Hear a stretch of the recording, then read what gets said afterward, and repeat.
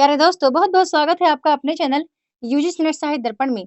तो जैसा कि आपको पता है कि हम इस चैनल के माध्यम से NTA NET, JRF, SET, TGT, PGT की तैयारी कर रहे हैं।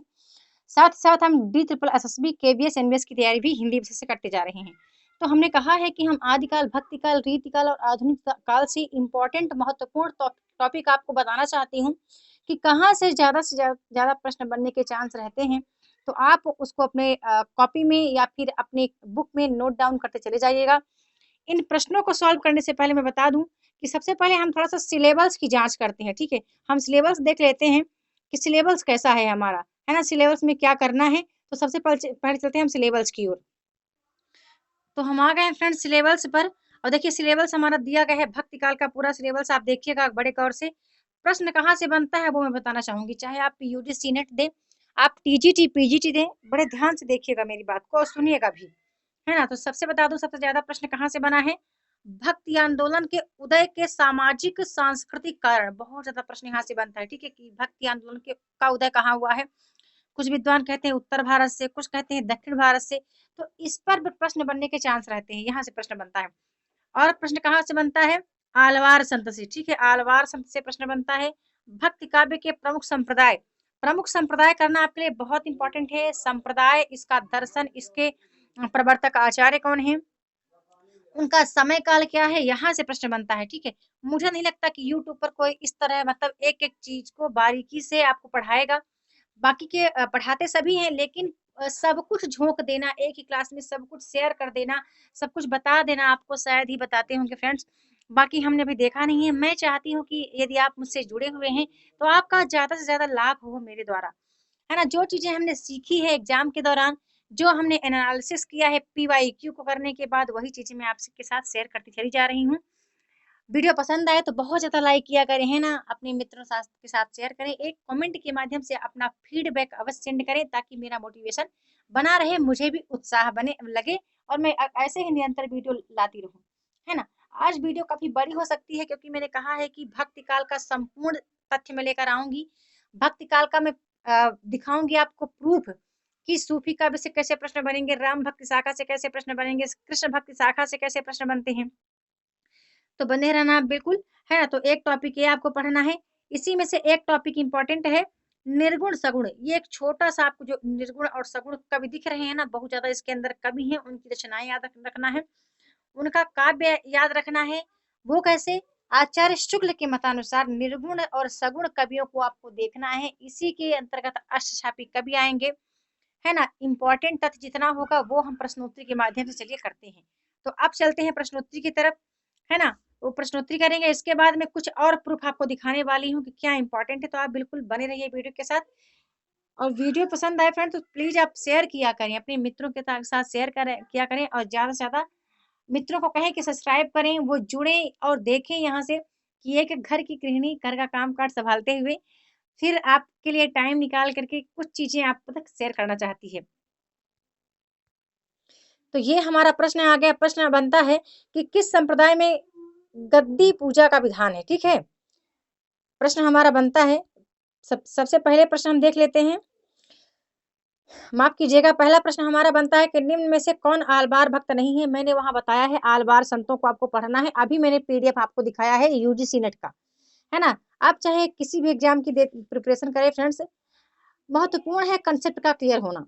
तो यहाँ पर जो हमारा करेक्ट आंसर है कुल सेरत है, 4 नंबर हमारा सही है। ये जो है आलवार भक्त नहीं है। अगला प्रश्न हमारा बनता है कि दिव्य प्रबंधन किसके पदों का संकलन है। हमारा जो करेक्ट आंसर है आलवार भक्त, 2 नंबर करेक्ट है। आगे चलते हैं, आप वीडियो के साथ बिल्कुल बने रहे और ध्यान से आप प्रश्न को देखिए, प्रश्न कैसे बनते हैं। आचार्य शुक्ल ने भक्ति आंदोलन के उदय का कौन सा प्रमुख कारण इनमें से माना है। तो करेक्ट आंसर हमारा 3 नंबर सही है, हिंदुओं की पराजित मनोवृत्ति। अगला प्रश्न बनता है भक्तिकालीन समस्त भक्ति धाराएं थी, कैसी थी, लोकोन्मुखी थी। अगला प्रश्न हमारा बनता है कि नाथ पंथ और संत काव्य के बीच की कड़ी किस संप्रदाय को माना जाता है। करेक्ट आंसर है 4 नंबर निरंजनी संप्रदाय। नेक्स्ट आता है कि निम्न में से सत्य कथन का चयन करना है। तो बताना चाहूंगी सभी सत्य हैं, आप वीडियो पॉज करके देख लेना। 4 नंबर हमारा करेक्ट है। आगे चलते हैं, अगले प्रश्न को देखते हैं। अगला प्रश्न हमारा बनता है कि भक्ति काल के प्रारंभ के समय उत्तर भारत में किसका शासनकाल था? तो करेक्ट आंसर है 3 नंबर मोहम्मद बिन तुगलक का। अगला प्रश्न हमारा बनता है कि निम्न में से आपको असंगत युग्म का चयन करना है। तो करेक्ट आंसर हमारा है 4 नंबर समाधि का जोग, समाधि जोग रैदास जी का, ठीक है, असंगत है ना। आगे आता है हमारा अगला प्रश्न कि संत कवियों ने वैदिक परंपरा की आलोचना किसके प्रभाव से की? तो हमारा जो करेक्ट आंसर आता है 1 नंबर सही है, बौद्ध धर्म से, ठीक है, बौद्ध धर्म से। अगला प्रश्न हमारा यहीं पे बन रहा है कि निम्न में से कौन सा शब्द संत काव्य से संबंधित नहीं है? तो बताना चाहूंगी हमारा जो करेक्ट आंसर है 4 नंबर सही है, मारिफत जो है वो संत काव्य से संबंधित नहीं है ना। आगे प्रश्न बनता है कि भक्ति काल में प्रचलित 2 प्रधान धर्म थे, कौन थे? तो करेक्ट आंसर है 4 नंबर हिंदू और मुस्लिम। आगे प्रश्न बनता है हमारा कि शाक्त संप्रदाय के 2 प्रमुख धाराएं हैं, कौन सी 2 धाराएं हैं? तो जो हमारा करेक्ट आंसर यहाँ पर 3 नंबर सही है, दक्षिण मार्गी व वाम मार्गी। नेक्स्ट बनता है कि सुखमणि, बावन, अकबरी, 12 मासा किस कवि की रचनाओं के नाम है? तो करेक्ट आंसर हमारा 3 है गुरु अर्जुन देव। नेक्स्ट बनता है हमारा कि काहे रे नलनी तू कुम्हलानी, पंक्ति किसकी है? तो वो कबीर की है। आगे हमारा प्रश्न यहीं पे बनता है कि आचार्य शुक्ल ने कबीर की भाषा का क्या नाम दिया है? कबीर की भाषा को क्या नाम दिया है? यहाँ पे थोड़ा टाइप मिस्टेक है, ध्यान देना। तो करेक्ट आंसर 3 नंबर है सदुक्कड़ी भाषा। नेक्स्ट बनता है कि श्री संप्रदाय के आराध्य थे, कौन थे? तो हमारे करेक्ट आंसर 2 नंबर है नारायण। यहीं पे आपको देखना है, मैंने कहा है संप्रदाय भी पढ़ना है ना। आपने देखा हो ध्यान से तो मैंने कहा है कि आलवार भक्त आपको पढ़ना है, फिर भक्ति काव्य के प्रमुख संप्रदाय पढ़ना है, उनका वैचारिक आधार पढ़ना है, निर्गुण सगुण काव्य और उनका काव्य पढ़ना है। मैंने ऐसा बताया है जब हमने वीडियो स्टार्ट किया है।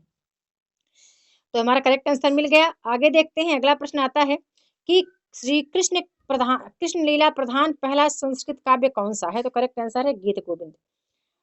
अगले प्रश्न की ओर चलते हैं। हमारा अगला प्रश्न बनता है कि हिंदी काव्य में निर्गुण संप्रदाय के लेखक कौन है? तो पीताम्बर दत्त बड़थाल हमारा करेक्ट आंसर है।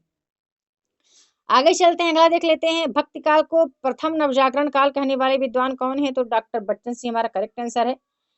अगला प्रश्न हमारा बनता है कि अवध विलास के रचयिता कौन है? तो हमारा करेक्ट आंसर आता है यहाँ पर लालदास, ठीक है। अब रामदास हरिदास की रचनाएं आप जरूर देख लेना, लालदास हमारा करेक्ट आंसर है। अब चलते हैं, कुछ प्रूफ के माध्यम से आपको दिखाते हैं, ठीक है, कुछ प्रूफ दिखाते हैं, राम भक्त शाखा, सगुण भक्त शाखा, इन सबका दिखाते हैं कि कैसे प्रश्न बनते हैं, ठीक है। चलिए, तो हम आ गए हैं भक्ति काल के टॉपिक पर, ठीक है, भक्ति काल के टॉपिक पर आ गए हैं। काफी हमारे मित्र हैं जिनके पास ये पुस्तक नहीं है। यहाँ हम केवल ये देखेंगे कि प्रश्न कैसे बने हैं और प्रूफ के साथ। वो प्रश्न कहाँ पर आए हैं विथ प्रूफ हम देखेंगे कहाँ पर प्रश्न बने हैं। तो हमारा पहला प्रश्न बनता है कि समग्र भक्तिकालीन काव्य पर कौन सी विशेषता लागू होती है? तो करेक्ट आंसर हमारा है अहंकार का त्याग। अब आप प्रश्न को देखते चले जाइएगा बड़े ध्यान से, प्रश्न देखिए कैसे प्रश्न कैसे बने हैं, ठीक है फ्रेंड्स। ऑप्शन कैसे हैं, उत्तर क्या है, ये इंपॉर्टेंट नहीं है, प्रश्न कैसा बना है ये बहुत महत्वपूर्ण है, ठीक है। तो अगला प्रश्न हमारा बनता है कि भक्ति काल की समय सीमा क्या है? तो यहाँ पर करेक्ट आंसर डी नंबर है, कोई नहीं, ठीक है, डी नंबर करेक्ट है क्योंकि ये सभी असंगत है, कोई सही नहीं है, ठीक है। यहाँ पर देखिए डी नंबर सही आ गया। अगला प्रश्न हमारा बनता है कि 1375 से 1700 तक के साहित्य में कौन सी भावधारा परिलक्षित होती है? डी नंबर करेक्ट है, भक्ति की धारा। आगे चलते हैं, अगला प्रश्न हमारा बनता है, मैंने कहा था कि आपको देखना है कि भक्ति काव्य की सामाजिक सांस्कृतिक पृष्ठभूमि है ना, वो देखना है आपको। तो देखो प्रश्न बन गया कि भक्ति के स्रोत को दक्षिण से उत्तर भारत में प्रसारित होने के सिद्धांत का समर्थन करने वाले विद्वान कौन है? तो आचार्य शुक्ल जी हैं। अब चलते हैं अगले प्रश्न की ओर। अगला प्रश्न देख लेते हैं। प्रश्न है हमारा कि हिंदी का भक्तिकाल बाहरी आक्रमण की प्रतिक्रिया है, यह कथन किसका है? तो करेक्ट आंसर हमारा है आचार्य शुक्ल का। मैं प्रश्न फास्ट कर रही हूँ है ना, ताकि ज्यादा समय ना व्यतीत हो और हमारा प्रश्न भी ज्यादा से ज्यादा प्राप्त हो जाए हमें। अगला प्रश्न है रामानुजाचार्य ने किस दर्शन का प्रतिपादन किया? देखो मैंने कहा है संप्रदाय आपको पढ़ना है ना, ये संप्रदाय के अंतर्गत आते हैं। आपको वहीं पर अद्वैतवाद पढ़ना है, विशिष्टाद्वैतवाद पढ़ना है, शुद्धाद्वैतवाद, इसके प्रवर्तक आचार्यों को देखना है और इसका संप्रदाय देखना है, इसके आराध्य देखना है कि किस आराध्य देव को उन्होंने माना है। तो यहाँ पर हमारा करेक्ट आंसर है विशिष्टाद्वैतवाद, सी नंबर। अब नेक्स्ट प्रश्न है कि विशिष्टाद्वैतवाद के प्रतिपादक कौन है? तो करेक्ट आंसर हमारा रामानुजाचार्य है, ठीक है। विशिष्टाद्वैतवाद के प्रतिपादक कौन है? तो रामानुजाचार्य। अगला प्रश्न बनता है कि आलवार भक्तों की संख्या कितनी मानी गई है? 12 मानी गई है। मैंने जैसा कि कहा है कि आलवार संत आपको पढ़ना है, आगे प्रश्न बनता है, देखो यहाँ पे कुछ इंपॉर्टेंट तथ्य दिए गए हैं, आप देख लेना फ्रेंड्स। हमारा अगला प्रश्न आ रहा है, अगले प्रश्न को हम देख लेते हैं। प्रश्न है कि रामानंद किस शिष्य परंपरा में आते हैं, तो कौन आते हैं, रामानुजाचार्य आते हैं। ठीक है, ये नहीं आते हैं, ये सब नहीं आते हैं, रामानुजाचार्य आते हैं, सी नंबर करेक्ट है ना। आगे देखना आप, आगे कैसा प्रश्न बनता है कि निम्नलिखित में से कौन रामानंद की शिष्य परंपरा में नहीं आते हैं, एक आते हैं एक नहीं आते हैं। प्रश्न भी क्या गजब के हैं, जीआईसी में पूछा गया है। ठीक है, करेक्ट है मलूक दास। अगला प्रश्न हमारा बनता है, यहाँ पे कुछ इंपॉर्टेंट दिया गया है, तो आप वीडियो को पॉज करके चाहें तो आप देख लीजिएगा। प्रश्न बनता है कि निम्नलिखित में से कौन स्वामी रामानंद का शिष्य नहीं है। अब ये सब आपको कहाँ से मिल रहा है, ये सभी आपको मिल रहे हैं कहाँ से, काव्य के प्रमुख जो संप्रदाय हैं भक्ति काव्य के, वहां से प्रश्न बने हैं। ठीक है, इसका आपको कंसेप्ट क्लियर करना है फ्रेंड्स। यदि कंसेप्ट क्लियर नहीं है तो बहुत आप भक्ति काल से बनने वाले प्रश्नों में आप गलत कर सकती हैं। वन लाइनर प्रश्नों के चक्कर में ना रहें, पहले अभी जल्दी से कंसेप्ट क्लियर कर लें। भक्ति काल का 1 या 2 दिन में आप बिल्कुल अच्छे से पढ़ सकते हैं, है ना। 1 या 2 दिन में आप बिल्कुल अच्छे से तैयार कर लें। और ये हमारा करेक्ट आंसर यहाँ पर देख लेते हैं, तो सी नंबर हमारा करेक्ट है कि स्वामी रामानंद का शिष्य नहीं था, तो कौन नहीं था, नरहरियानंद, है ना। आगे चलते हैं, अगला प्रश्न देख लेते हैं। अगला प्रश्न हमारा बनता है कि भक्ति काल को हिंदी काव्य का स्वर्ण युग सर्वप्रथम किसने कहा है, तो जॉर्ज ग्रियर्सन ने कहा है। ठीक है, सर्वप्रथम इन्होंने कहा है, और श्याम सुंदर दास ने कहा है, उन्होंने भी, लेकिन सर्वप्रथम की बात कर रही है तो इन्होंने ही कहा है, ग्रियर्सन जी ने। आगे हमारा अगला प्रश्न बनता है कि हिंदी के किस काल को स्वर्ण युग कहा जाता है। देखिए पीजीटी में कितना इजी प्रश्न आ रहा है भक्ति काल को, है ना। अब एक एक लाइन के प्रश्न बनेंगे फ्रेंड्स, एक एक लाइन के प्रश्न बनते हैं, बहुत ही सरल प्रश्न बनते हैं। अब यहाँ एक प्रश्न का टाइप ऐसा भी रहता है कि भक्ति काल का नाम पूर्व मध्यकाल किस आचार्य ने दिया है। ऐसा प्रश्न हमारे यूजीसी नेट में भी बनने के चांस है। टीजीटी पीजीटी का PYQ हम कर ही रहे हैं, तो हमारा करेक्ट आंसर है डॉक्टर नगेंद्र है। आगे देख लेते हैं, अगला प्रश्न देख लेते हैं। प्रश्न बनता है कि नाभा दास कृत भक्तमाल की भाषा क्या है, तो ब्रज भाषा है। नेक्स्ट हमारा प्रश्न है, बताना है कि भक्तमाल के रचनाकार कौन है। तो अभी वहां हमने देखा था कि नाभादास भक्तमाल के रचनाकार हैं, तो करेक्ट आंसर है अभी नाभादास जी हैं। ये टीजीटी 2001 में पूछा गया था। आगे देखते हैं, नाभादास द्वारा लिखित अष्टयाम किस भाषा में लिखी गई है। करेक्ट आंसर सी नंबर है, ब्रज भाषा में। फिर यहाँ पूछा गया, भाई रिपीट प्रश्न आ रहा है, रिपीट आ रहा है तो उसको हम नहीं देख रहे। ठीक है, रिपीट को हम बार बार प्रोनाउंस नहीं करेंगे। ठीक है फ्रेंड्स, अगला हमारा प्रश्न बनता है, यहाँ देखो फिर रिपीट हुआ एक प्रश्न कि अब हमारा एक टॉपिक आ गया, ज्ञानाश्रय शाखा से प्रश्न बन रहा है। ठीक है, ज्ञानाश्रय शाखा का हम देख, मैंने वीडियो प्रारंभ करने से पहले ही कहा था कि वीडियो में हम कई टाइप के प्रश्न देखेंगे, संत काव्य का अलग से देखेंगे, राम मार्गी का अलग देखेंगे, कृष्ण मार्गी का अलग देखेंगे। तो यहाँ पर हम संत काव्य से देख रहे हैं कि संत काव्य से कैसे प्रश्न बनते हैं। तो संत काव्य का प्रश्न बना है कि संत साधना का साहित्यिक रूप प्रारंभ हुआ है कैसे, कहाँ से, पढ़रपुर से, है ना। ये हमारा प्रश्न है। अगले प्रश्न की ओर चलते हैं। प्रश्न है कि ज्ञानाश्रयी शाखा के प्रमुख कवि कौन है, तो बताना है हमारे कबीरदास जी ज्ञानाश्रयी शाखा के प्रमुख कवि माने गए हैं। नेक्स्ट हमारा प्रश्न बनता है, यहाँ पर कुछ दिया गया है फ्रेंड्स, आप देख लेना, वीडियो पॉज करके जरूर देख लेना। ये सब किताबों का दिया गया है, जितना भी है किताबों का ही छपा हुआ है ना। आप प्रश्न को देखिए, प्रश्न कहाँ से पकड़ में आता है, बाकी किताबों को आप जैसे अध्ययन करेंगे आप खुद समझ जाएंगे प्रश्न कहाँ से बन सकते हैं। अगला है कि इनमें से ज्ञानाश्रयी शाखा के कवि नहीं है, तो अग्रदास जो है राम मार्गी का शाखा के कवि के अंतर्गत आते हैं, जबकि ज्ञानाश्रयी शाखा के अंतर्गत नहीं आते हैं। अगला प्रश्न हमारा बनता है कि ज्ञानाश्रयी शाखा के प्रमुख संत कवि का नाम बताना है, नाम क्या है, तो कबीरदास जी हैं। नेक्स्ट बनता है, आप देखना केबीएस का प्रश्न है। ठीक है, आप थोड़ा सा यहाँ भी दृष्टि रखना, ये जो यहाँ पे दिए गए हैं कि किस में और किस ईयर में पूछा गया है, किस एग्जाम में और किस वर्ष पूछा गया है, ये भी आप देखते चले जाना। अगला प्रश्न हमारा बनता है कि निम्नलिखित में से संत काव्य परंपरा के अंतर्गत न आने वाले कवि का नाम बताना है, तो डी नंबर करेक्ट है, नंददास जी हैं। फिर अगला प्रश्न हमारा बनता है, निर्गुण संत कवियों में सर्वाधिक शास्त्रज्ञ एवं सुशिक्षित थे, तो कौन थे, सुंदरदास, हमारा करेक्ट आंसर है ना। आगे चलते हैं, अगला प्रश्न देख लेते हैं फिर से। नेक्स्ट प्रश्न हमारा बनता है कि निम्नलिखित संत कवियों में से कौन संत कवि पढ़ा लिखा था, तो फिर से ही आ गया सुंदरदास जी, हमारा करेक्ट आंसर है। प्रश्न है, इनमें से कौन सा संत कवि नहीं है, देखो वही प्रश्न बार बार रिपीट हो रहा है, तुलसीदास जी संत कवि नहीं है। नेक्स्ट प्रश्न बनता है कि हरणे वाणी एवं अंगबधु किसकी वाणी के संकलन है, तो करेक्ट आंसर है दादू दयाल। अब आप थोड़ा सा देख लेना, ये 2004 में पूछा गया है टीजीटी पीजीटी। बताना चाहूँ कि जितने लोग टीजीटी पीजीटी देना चाहते हैं बहुत ही सरल प्रश्न आते हैं, लेकिन आपका कंसेप्ट क्लियर होना चाहिए, है ना। ज्यादा वन लाइनर के चक्कर में मत पड़े रहना। एक बार कंसेप्ट को क्लियर कर लो, किताबों का अध्ययन कर लो, वहां से फिर जैसा मन हो वैसा प्रश्न एग्जामिनर देता रहे, कोई दिक्कत नहीं, आपसे बन जाएगा। निर्गुण ज्ञानाश्रयी शाखा का दूसरा नाम क्या है, बताना है। तो यहाँ करेक्ट आंसर है संत काव्य। अगला प्रश्न बनता है हमारा, प्रश्न है कि कबीर दास किस काव्यधारा का प्रतिनिधित्व करते हैं, है ना। कबीर दास जी ने किस काव्यधारा का प्रतिनिधित्व किया है, तो करेक्ट आंसर है संत काव्य का। आगे चलते हैं, अगला प्रश्न देख लेते हैं कि जान मार्गी शाखा के कवियों में को किस नाम से पुकारा जाता है, तो करेक्ट आंसर है संत कवियों के नाम से। नेक्स्ट प्रश्न आता है हमारा कि संत काव्य का नाम किसने दिया, संत काव्य नाम किसने दिया है, तो करेक्ट आंसर है डॉक्टर राम कुमार वर्मा ने संत काव्य नाम दिया है। अगला देखो 2011 में पूछा गया है पीजीटी में, और बहुत ही सरल प्रश्न है फ्रेंड्स, बस आप थोड़ा सा ध्यान से देखते चले जाइए। प्रश्न है कि निम्नलिखित विकल्पों में से जो संत काव्य की विशेषता नहीं है उसे छांटिए। तो सगुण ईश्वर की उपासना संत काव्य की विशेषता नहीं है, ये राम मार्गी शाखा के कवियों की विशेषता है। अगला प्रश्न हमारा बनता है कि निर्गुण काव्य धारा की प्रवृत्ति है, प्रवृत्ति हमें देखना है, प्रवृत्ति को हमें याद करना है, क्योंकि वहां से काफी सारी चीजें हमें सीखने को मिलती है।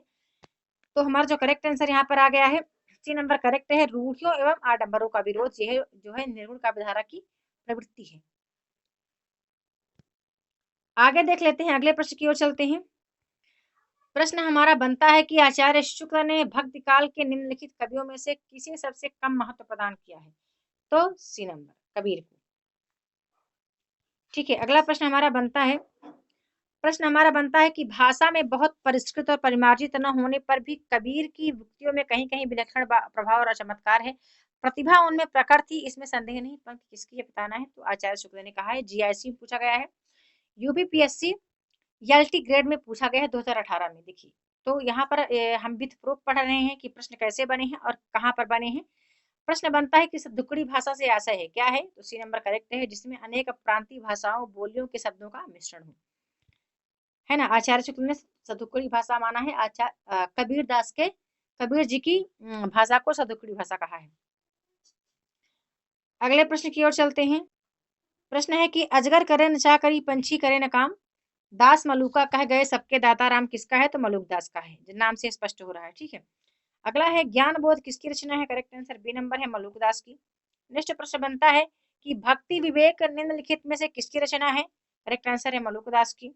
आगे प्रश्न बनता है कि रज्जब अली खां के गुरु थे कौन थे, दादू दयाल। अगला प्रश्न हमारा बनता है कि कबीर दास के गुरु कौन थे, है ना। कबीर दास के गुरु इसमें कोई नहीं थे। ठीक है, यहाँ पर रामचंद्र दयानंद राघवानंद मायानंद। तो आप मुझे बताना कबीर दास के गुरु कौन थे, सभी मित्र इसका आंसर बताएंगे। ठीक है, आगे चलते हैं, अगला प्रश्न देख लेते हैं। ठीक है मित्रों, यहाँ पे प्रश्न ही आ गया, मैंने कहा था सभी मित्र बताएंगे, यहाँ पर एक प्रश्न ही आ गया कि कबीर के गुरु का नाम क्या है, तो रामानंद बिल्कुल कंफर्म हो गया, है ना। अगला प्रश्न है कबीर वाणी के डिटेक्टर थे या अभिमत किसका है, किस आलोचक का है, तो करेक्ट आंसर सी नंबर है डॉक्टर हजारी प्रसाद द्विवेदी जी का। आगे चलते हैं, अगला प्रश्न देख लेते हैं। प्रश्न है कबीर वाणी के डिटेक्टर थे या कथन किसका है, फिर वही प्रश्न रिपीट हुआ, देखिए डायट प्रवक्ता परीक्षा में 2014 में। आगे देखते हैं, अगला प्रश्न हमारा बनता है, फिर से वही प्रश्न रिपीट हुआ है, फिर वही करेक्ट आ गया, है ना। रिपीट प्रश्न है, उस पर हम ध्यान नहीं देंगे। फिर प्रश्न आता है कि हजारी प्रसाद द्विवेदी ने किसे वाणी का डिटेक्टर कहा है, तो कबीर जी को। देखिए पीजीटी परीक्षा 2010 का है, यानी यदि टीजीटी पीजीटी दे तो बहुत सरल है वहां पर प्रश्नोत्तरी का आना।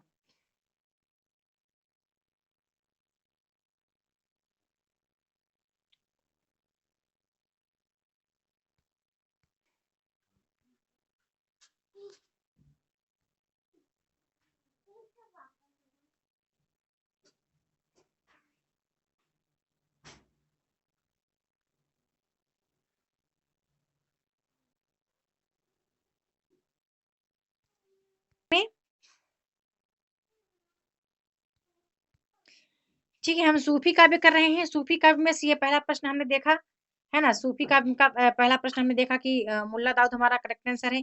अगला प्रश्न बनता है कि सूफी काव्य पद्धति का अंतिम ग्रंथ कौन सा है, तो हमारा प्रश्न बनता है कि राइट आंसर यूसुफ जुलेखा है। फिर प्रश्न बनता है कि सूफी प्रेमाख्यान रचनाओं की भाषा कौन सी है? तो यहाँ करेक्ट आंसर ए नंबर है, अवधी, है ना। आगे हम देख लेते हैं, अगला इंपॉर्टेंट प्रश्न है कि सूफी कवियों का सबसे प्रिय अलंकार कौन सा है? तो बी नंबर करेक्ट है, समासोक्ति अलंकार है। अगला प्रश्न आता है कि इनमें से सूफी काव्यधारा का कवि कौन नहीं है? तो नाभादास होना था, नाम हो गया है, नाभादास जो होना चाहिए था, ठीक है। अगला प्रश्न हमारा बनता है, प्रेम मार्गी कवि नहीं है, तो कौन नहीं है? सूरदास जी, है ना। सूरदास जी कैसे हैं? कृष्ण मार्गी कवियों की श्रेणी में आते हैं। फिर अगला प्रश्न हमारा बनता है कि प्रेमाख्यानक काव्य परंपरा सूफी कवियों का मुख्य दर्शन क्या है? तो करेक्ट आंसर है तसव्वुफ। फिर चलते हैं अगले प्रश्न की ओर। प्रश्न है हमारा कि अनलहक यानी मैं ही ब्रह्म हूँ की घोषणा की है, किसने की है? तो करेक्ट आंसर हमारा मंसूर है। अब आप थोड़ा सा ये देख लेना है, यहाँ पे वीडियो को पॉज करके देख लेना, तो आपके जो डाउट है वो क्लियर हो जाएंगे, ठीक है। इसको वीडियो पॉज करके देख लेना। अगला प्रश्न हमारा बनता है कि आचार्य शुक्ल ने प्रेमाख्यानक परंपरा का हिंदी में प्रवर्तक प्रथम किसे माना है ना। प्रवर्तक किसे माना या प्रथम किसे माना है? तो ए नंबर करेक्ट है, कुतुबुन को। अगला बनता है, यहाँ कुछ महत्वपूर्ण तथ्य दिए गए हैं, आप देख लेना, है ना। कुछ इंपॉर्टेंट तथ्य आप देख लेना फ्रेंड्स। अगला प्रश्न हमारा बनता है कि आचार्य शुक्ल प्रेमाख्यानक परंपरा की पहली रचना किसे मानते हैं? तो शुक्ल ने माना है किसको? मृगावती को। फिर हमारा नेक्स्ट प्रश्न बनता है कि कुतुबुन के गुरु कौन थे? करेक्ट आंसर यहाँ पर देखो, दिया नहीं है। कुतुबुन के गुरु कौन थे? शेख सलीम सुंदर, ये कोई नहीं थे, ठीक है, ये कोई नहीं थे।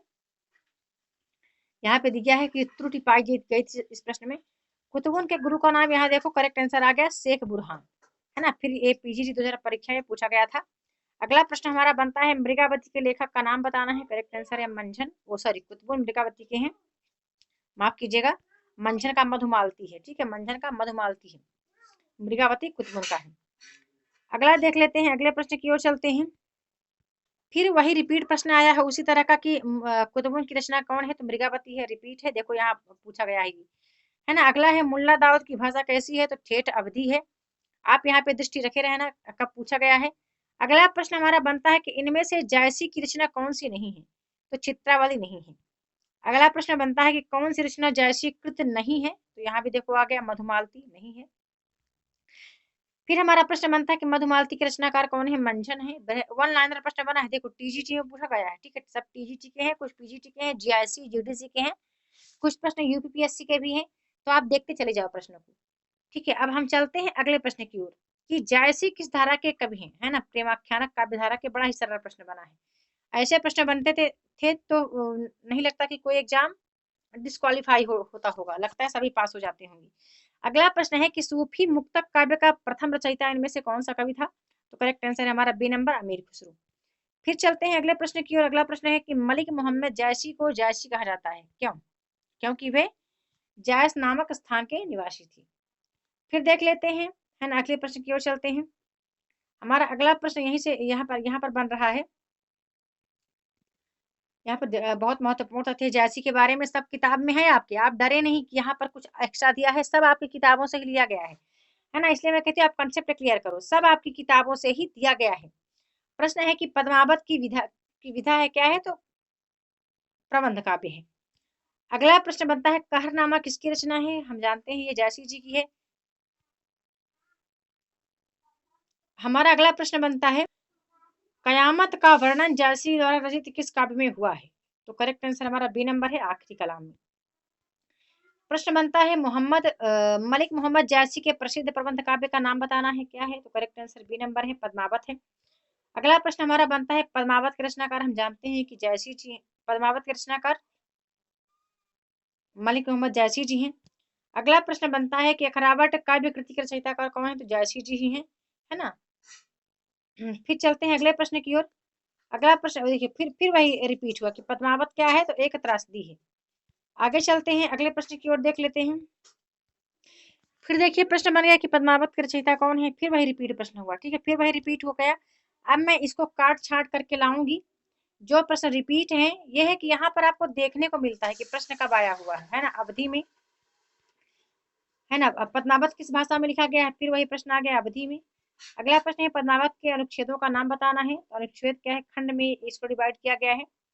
फिर अगला प्रश्न हमारा बनता है कि बताना है कि पद्मावत में रत्नसेन किसका प्रतीक है, तो करेक्ट आंसर है मन का। फिर पद्मावत में पद्मिनी किसकी प्रतीक मानी जाती है, तो करेक्ट आंसर है परम सत्ता की। अगला प्रश्न बनता है कि इनमें से कौन सी कृति जैसी की अक्षय कीर्ति के आधार पर रची गई है, तो हमारा करेक्ट आंसर है पद्मावती है ना, आप देख लेना यहाँ पूछा गया है ये। फिर प्रश्न बनता है कि पद्मावत को समासोक्ति किसने कहा है, तो आचार्य शुक्ल ने। फिर अगला प्रश्न हमारा बनता है कि हिंदी भाषा में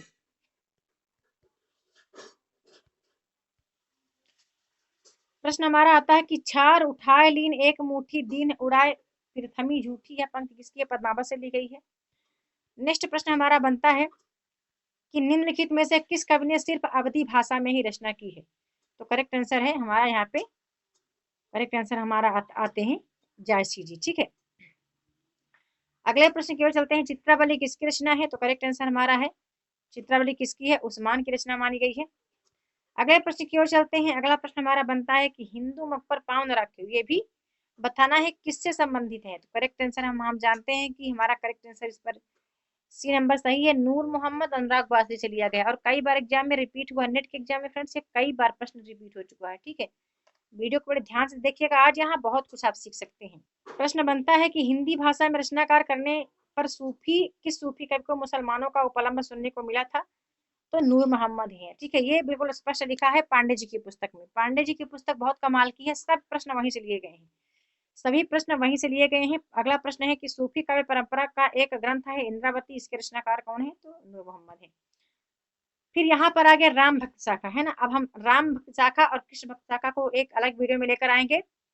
यदि आपको इस तरह के प्रश्न देखने हैं तो आप वीडियो को कमेंट जरूर कीजिएगा, बताइएगा कि ये प्रश्न आपको कैसे लगे, आपने क्या सीखा यहाँ से, या आपको आपके जो भक्ति काल से कुछ डाउट है वो क्लियर हुए कि नहीं हुए, है ना। तो अगले हम वीडियो पर देख लेंगे, अगली क्लास में राम भक्त शाखा को देखेंगे, है ना, और कृष्ण भक्त शाखा से बनने वाले प्रश्नों को देखेंगे कैसे प्रश्न बनते हैं। और आप डरे नहीं फ्रेंड्स, ये जो यहाँ पर आप देख रहे हैं ये सब आपकी किताबों में दिया गया है, किताबों का ही सॉल्व यहाँ पर दिया गया है ना, कोई अलग से कुछ काट छाट कर लाया नहीं गया है। तो बस इतना ही आज की वीडियो पर, मिलते हैं अपने अगले वीडियो में, तब तक के लिए बहुत बहुत धन्यवाद।